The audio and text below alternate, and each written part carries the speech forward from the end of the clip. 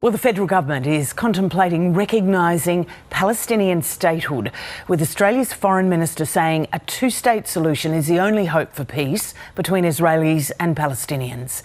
Penny Wong made the comments in a speech at the Australian National University in Canberra last night, echoing similar sentiments made by the UK's Foreign Minister David Cameron. Senator Wong stated that Hamas should have no role in the future of the Palestinian state and that Israel did have a right to defend itself.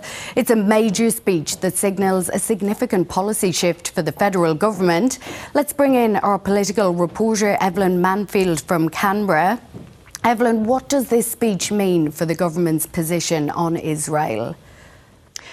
Well, the Australian government doesn't currently recognise Palestine as a state, but has said consistently that it wants to see a two-state solution where Israel and a future Palestinian state could coexist. But in this speech that Foreign Minister Penny Wong gave last night, she seems to suggest that Australia is considering recognising a Palestinian state, saying that international recognition could help build momentum towards a two-state solution and enduring peace. Now, she pointed to the thousands of lives lost in the conflict so far in the Middle East, the 1,200 Israelis who were killed in the Hamas attack on October 7, and then the more than 33,000 Palestinians who've been killed by Israel's attacks since then.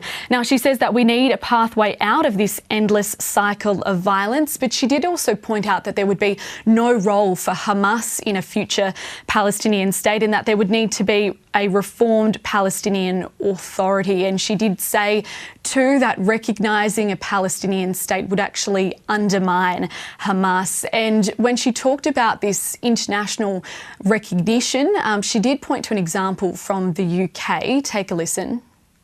Now, there are those who always claim recognition is rewarding an enemy. This is wrong. First, because Israel's own security depends on a two-state solution. There is no long-term security for Israel unless it is recognised by the countries of its region.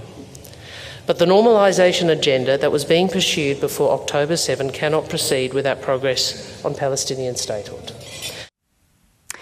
Now, the Foreign Minister's comments last night do follow Australia's increasing criticism of the Israel government and its actions in Gaza. Only yesterday we heard from Prime Minister Anthony Albanese. He was joining other international leaders around the world in urging Benjamin Netanyahu to not go ahead with a ground invasion in Rafah in southern Gaza. And we'll be chasing reaction to this significant announcement across this morning. Evelyn, thanks so much for the update.